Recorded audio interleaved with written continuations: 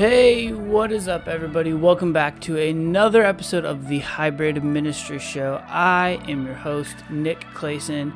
Excited to be with you, and in this episode, we are going to talk about the workplace gap and generational gap between older generations and younger generations, specifically Generation Z and those that have come before them.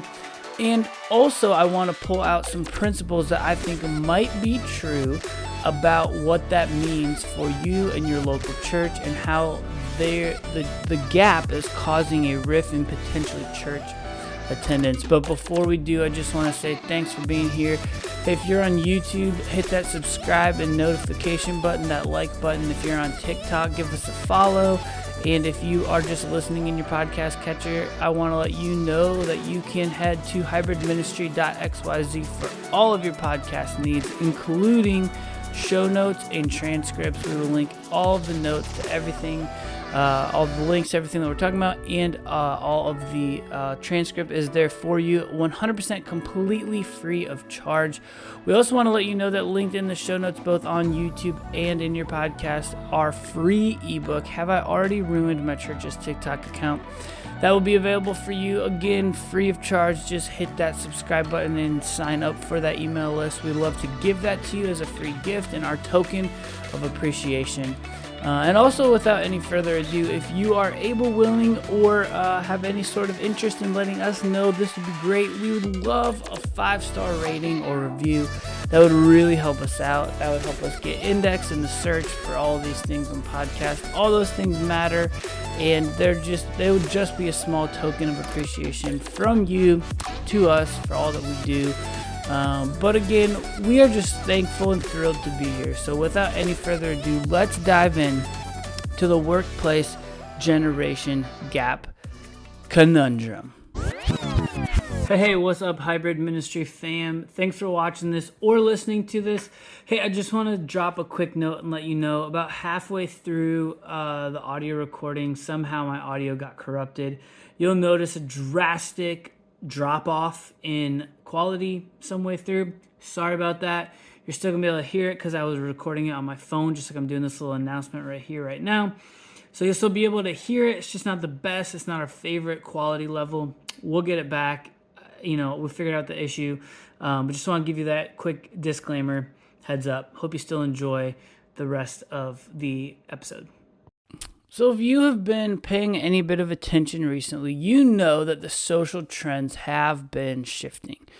We all know that TikTok has grown in immense popularity despite all of what Congress and the U.S. is trying to do with it.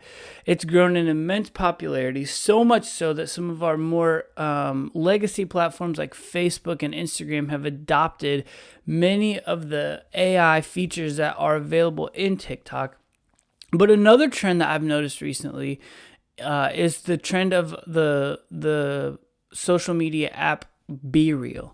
BeReal has been launched recently, within a year or so, I would say, and Gen Z and current teenagers have gone crazy for it, at least in my anecdotal experience. And they're using it, and if you don't know what BeReal is, it's basically an app that one time a day says it's time to be real, but it has like dual meaning, like, because BeReal is also another thing that you use in like film or whatever. But it says it's time to be real, and they just take a picture of what you're doing wherever you are right there in that moment. You have 2 minutes to post it. You can post late, and that's what a lot of people do, but it's really just like a once daily posting app. It's not the curated feed and the beautiful like Brazilian vacation photo pictures that we would get in the old school Instagram and Facebook, right? So that was a lot more curation. And now Gen Z is leaning a lot more towards just like, this is how it is. This is what it is. Take me. For me, it is what it is. Take it or leave it. Like, that's essentially, right? Like, that's essentially what they have kind of leaned into. And I think it's a fascinating shift. This like perfect, polished, kind of curated down to this like a little more nitty gritty, just as I am, take me or leave me for who I am. That's kind of what BeReal is. That's kind of what I think TikTok shifted to. And one of the things that's interesting is BeReal is where you follow friends. but they only post one time a day. There's like not as much pressure on social media, on the curation of it. And I think that that's a trend. I think that that's a thing that Gen Z is attempting to adopt. Less curation, more just realness, more rawness, more authenticity. And meanwhile, like take Instagram, Facebook, and some of those more legacy platforms, millennials and up, that's not as much the priority. In fact, or it hasn't been, and as they've shifted into Reels, which is much more discovery based, more raw, more quick cuts, and more like entertainment based. Like you go on TikTok or any of the other platforms, Shorts, Reels, and you would watch something, it's like 98% or something like that, 90% of what you actually watch and consume is not from people that you know. So that's not really a social media anymore. It's honestly much more of like a entertainment platform. You get on TikTok at the end of the night or whenever you do to be entertained. So the actual sociability is happening on apps like BeReal and other just more like basic, very like nitty gritty, not a lot of bells and whistles type of thing. And I think that there's an attraction to that. And so I think that's one interesting shift that I'm noticing in the generation gap. I want to also look at the workplace gap here in a minute and how I think that plays out for you and your church. But first, I have some new stats I got from Barna, so let's dive into those. Recent stats from Barna on Gen Z. Found some of these interesting, just wanted to share them with you. According to Barna, 56% of Generation Z claim to be Christians, which might be higher than you thought it was. I think that there's sort of a notion out there that Gen Z is deconstructing, Gen Z is rethinking their faith, but 56% still claim and classify themselves as Christians. Granted, I know there's all kinds of different things on the spectrum. You may claim to be a Christian. Is it nominal? Yada, yada, whatever, whatnot.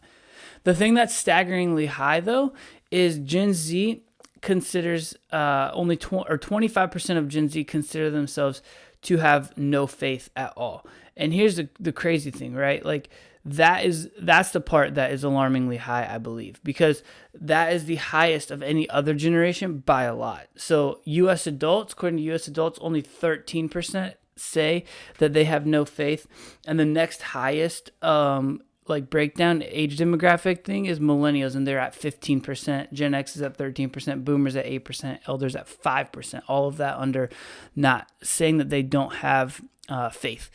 And so here's the thing: is that while you and I, if we're older and not Generation Z, we may look at that and we may be like, "Wow, that's alarming," and they are definitely deconstructing. And that may be the label that we give to it, but what's interesting is that they surveyed Gen Z deeper, and these 5 words were the words that most defined and clarified their spiritual journey, and they were these words. Number 1, they're spiritually growing. That was 39% of the population checked that. Number 2, they're spiritually open, 35%. They are spiritually curious, 32%. They are spiritual in general, 29%. And then they are spiritually exploring, 27%. So like I said, we might have that classification as like, man, you're deconstructing. What they call it a different word. And that was a very, very important learning, at least for me. I was like, okay, we're freaking out about it. And they're like, no, I'm just open. I'm just exploring. I'm just growing. I'm just checking things out. That was how they would describe it. Big bucket of that, 70% of Gen Z claim to be spiritually open. 70%. That's a large stat. And then furthermore, to expound upon that, and this is where I think this really gets interesting and important for churches, is that these were some of the traits that the survey asked Gen Z, what do you want in your church? What do you want in your religious institution? What are the key things you're looking for? The first question, are you looking for it to be correct? 6% of teens said that they were looking for their religion to be correct. 8% of all Gen Z said that, and 9% of young adults said that. Not very high, right? Are you looking for it to be knowledgeable? Are you looking for people in your religious institutions, the people you're around, to be knowledgeable?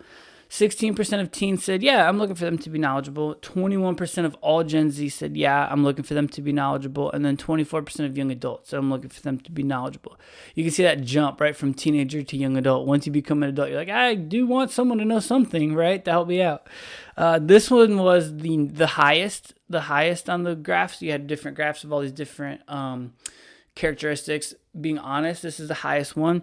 41% of teens want their religious institution to be honest. 32% of all Gen Z ask for that, and 25% of young adults want honesty, want authenticity, right? Back to BeReal.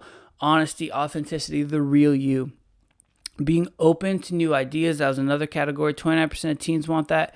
28% of all Gen Z, 28% of young adults. And finally, curiosity. That one was lower, with 7% of teens wanting to be curious, 11% of all Gen Z, and 13% of young adults. And so they're looking for honesty. They're looking for transparency. They're looking for realness, okay? Furthermore, and this is the last bit of the stats before we dive into what I think are some potential implications for this, 51% of Gen Z say that happiness is very important to them. They are looking for happiness. Well, once they heard that stat, I'm in this like Barna kind of collab thing where they are sharing these statistics. One of the persons put in the chat, how do you define happiness? And they asked that question. They're like, what does happiness look like to you? So 43% say it looks like success. And they used images for them to choose. So that success image was a guy holding money. That's what 43% say happiness looks like. Successful man holding money. Where 23% say education is happiness, 20% say family, 8% say spiritual, and 6% say health. All right. So what does all that mean? Let's dive into it and check it out. Okay, so I think that there's a workplace shift that needs to happen. COVID ushered a lot of this stuff in, and your church is probably in a different spot than it was pre-COVID, but it may not be fully there where Generation Z is interested. Because here's the thing, whether this matters to you on paper or not, you are going to need to start hiring Generation Z. By the year 2025, which at the time of the podcast recording is only a year and a half away, millennials and Gen Z are going to make up the majority of the American workforce. That may or may not be true in your context and in your church, but the fact is, if you're catering to boomers and Xers in the workplace, just because this is the way we've always done it and they need to get over it and they need to get used to it, that may not be your most effective strategy moving forward. And it may not bite you right in the year 2025, but 2026 rolls around, 2027, 2028, and you're trying to recruit new young talent and they're just not interested in coming to work for your church or your organization. Why is that the case? Here are some thoughts I have based off of this research and just some things I've observed in the last couple of years that I think might be contributing to it. So the first is this, the time off conversation and or the work-life balance conversation. These are wide sweeping generalities. I understand it. And so if you're like, hey, I'm a Gen Xer and that's not true of me. I'm saying by and large, wide sweeping. I work for a boss. He's Gen X. He is phenomenal at giving me time off, taking care of me, making sure I have balance, work-life balance, all those things. But he will, of his own admission and own accord, say that he is a workaholic and he will push it to the limit. And so that is something that is of the older generation much more the norm. They're looking for people who are going to work hard and give it their all and bust it. And while that may be true and that may even be what's necessary at times, that is not the natural disposition of millennials and Gen Z. I'm a millennial, and I am friends with and work with a lot of people that are Gen Z. I don't think that they're lazy and don't want to work. I just simply think that they are more aware of their work-life balance. They've looked to their older parents or wiser people in their life, and they've seen how they've approached work, and they don't want to fall to those same, pitfalls that they've seen over time. So work-life balance, PTO, rhythms, taking time off, vacation. I have a coworker, she's Gen Z, and this is her first job. And so she's been with us at our job for about the same amount of time that I've been working there, 8 months or so.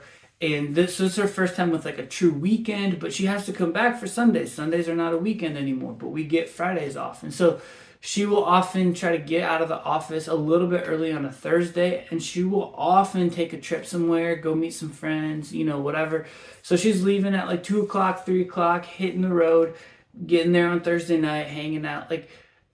And that's important to her. And so there was a Thursday night commitment that she had, and she's like, I can't do that. And it was like, because this is my weekend, I need my weekend to explore, to have fun. And that's just like, I think most older generations would be like, no, you have to work, you have to stay here until 5. Like, that's the rules. And I just think that's a shift that is happening, and that's probably an adaptation that I would say is going to need to take place in the workforce. Also flexible in workspaces. Like, remote working should be able to be a thing. Now, I get it. If you're at church and you're in ministry, you know just how valuable and important like in-person, face-to-face meetings are. If you're going to disciple somebody, if you're going to grab coffee with a leader, if you're going to sit down and have breakfast with a couple and you're counseling them, like, all those things are valuable. But there's a lot of computer work, there's a lot of email-based work, there's a lot of like software things that can take place via remote work. And you don't have to be 100% completely in the office, your butt in a chair, because the natural like tendency for that is like everyone's here, and so if anyone needs anything, we just pop in and out of people's offices. There are tools nowadays, there's Slack, there's, as much as I hate it, there's Microsoft Teams. There are chat-based features that you can stay in touch, and you don't have to have a quote-unquote office or hallway or pop-in type conversation. Why do we do that? I think we do that because it's comfortable, it's familiar, it's the way it's always been done. But the tools are there, and they're probably a little bit more effective on efficiency, workflow, getting people like, in and out of conversations, as opposed to like, hey, how are you? And that conversation taking an extra 10, 15, 20 minutes. There's value in those things, no doubt. But Generation Z and millennials are looking for more flexible workspaces. If they can get their job done while also being on vacation somewhere, so that they can work for a few hours, they can close their laptop, and then they can go and have fun on vacation. If we are so tight and stringent and say, no, you have to be here in the office, that's not going to lend itself well to that flexible workspace and that first one, that time off, that work-life balance. The other trend, the other thing that I'm kind of noticing is that the older generations, Xers and Boomers, they're holding on longer. They're working later. They need the money to retire. They still need the income. And this one I think is big, is because while Gen Z is pursuing happiness, corporate work environment may not be the cure or key to their happiness. But if it is, especially in church, they may say like, well, I'm looking for purpose, and the church helps bring me that purpose. I want to be a part of a church. However, there are older generations that are still hanging on and that are still working. So the question is, while we want to hire younger people, where is the space for them to come into your organization, attach to it, take ownership of something, and begin working toward any sort of authority in your organization, because you have people already holding those most important positions. And that's going to get tricky, especially if you got those people sitting there and holding those most important positions. Where are they going to lay down and pave a way for Generation Z to come in and take opportunity?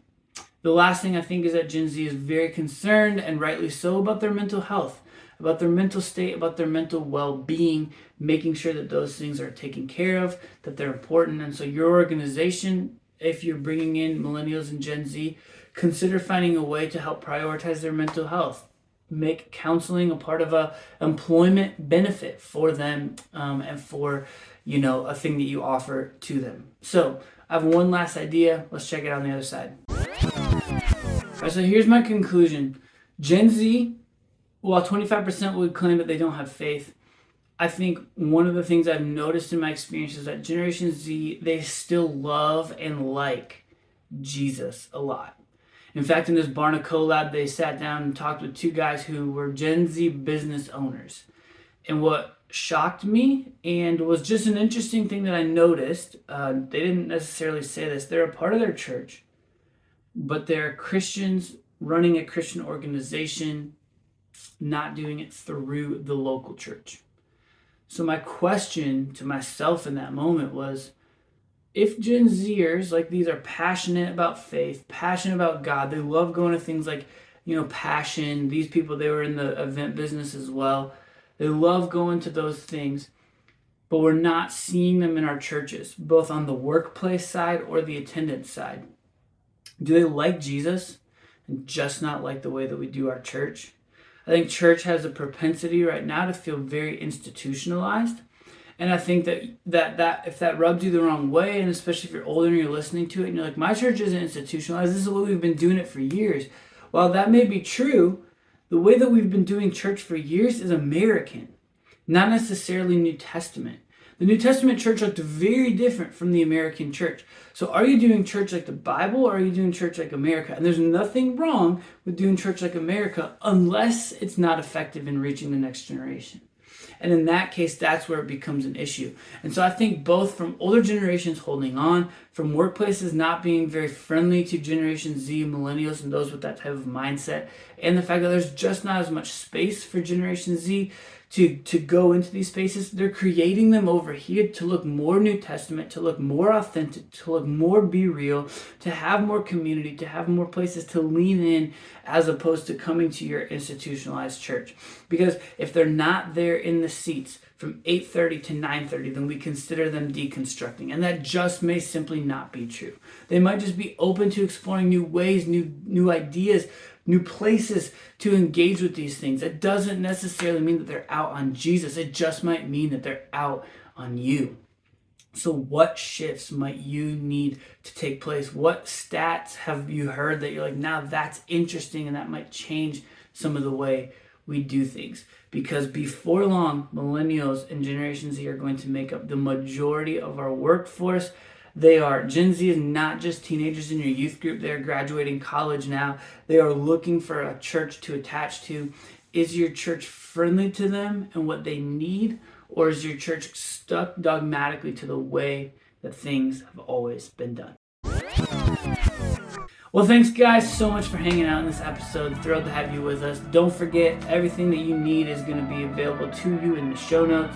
Make sure that you like, make sure that you comment, make sure that you subscribe, rating, review, all those things. Glad to be with you. If you find this helpful, we would love to continue to create and produce content like this for you. So all that stuff helps keep us going. As well as head to hybridministry.xyz, click on the contact form, and if you have questions, submit them there to us. We would love to start taking some questions, answering some of your questions, and giving back to y'all and letting you know what our perspective is on certain hybrid things: digital, social, marketing, communications, Generation Z, all the above. Let us know on those topics. But until next time, and as always, stay hybrid.